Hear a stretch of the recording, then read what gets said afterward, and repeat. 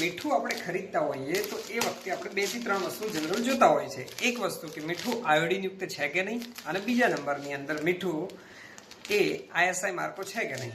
આ બંને વસ્તુ ખાસ જોતા હોઈએ છે.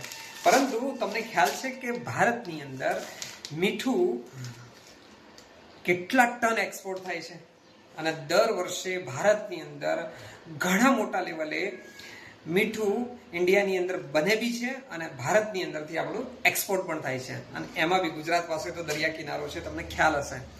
બીજી એક વાત તમને કહી દઉં, તમને એ પણ ખ્યાલ હશે, આપણે મીઠું ખરીદીને આપણે ખાઈ લઈએ છીએ, વાત ખતમ થઈ જાય છે. પરંતુ આ મીઠાની અંદર ઘણી બધી એવી કંપનીઓ છે કે જે કરોડો રૂપિયાનો બિઝનેસ કરે છે. તો તમને 2-3 નામ આપું, તમને કદાચ ખ્યાલ આવી જશે. નંબર 1 ઉપર તમને કદાચ ખ્યાલ હશે, અને એ એટલે ટાટા સોલ્ટ. ટાટા કેમિકલનું જે એક પ્રોડક્ટ છે ટાટા સોલ્ટ, ટાટાનું મીઠું આવે છે, એ ભારતની અંદર બહુ જ મોટો બિઝનેસ કરે છે. બીજું પણ તમને નામ ખ્યાલ હશે, અને એ એટલે નિરમા પણ બનાવે છે. અને ત્રીજું પણ તમને માન્યામાં નહીં આવે એવું નામ છે હિન્દુસ્તાન યુનિલિવર. એની પણ એક બ્રાન્ડ છે કે માર્કેટની અંદર આજે મીઠા દ્વારા એ લોકો કરોડો રૂપિયાનો બિઝનેસ કરે છે.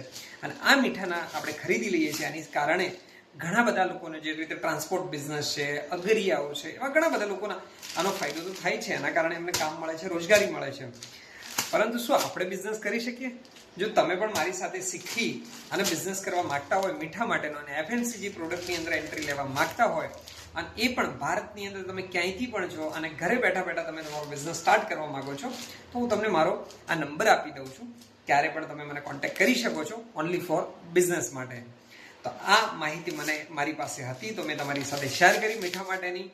અને આવા જ વધુ વિડીયો જોવા માટે આ ચેનલની અંદર આપણે મળતા રહેશું. એનાથી હેલ્થ રિલેટેડ શું બેનિફિટ થઈ શકે છે એ વાત કરશું, અને એની સાથે સાથે આપણે બિઝનેસ કઈ રીતે કરી શકીએ છીએ, અને એના માટે સતત તમે બિઝનેસ વિથ કમલેશભાઈ આ ચેનલને સબસ્ક્રાઇબ કરી શકો છો, લાઈક કરી શકો છો, શેર કરી શકો છો. મળીએ છીએ આપણે બીજા વિડીયોની અંદર બીજા ટોપિક સાથે. Thank you.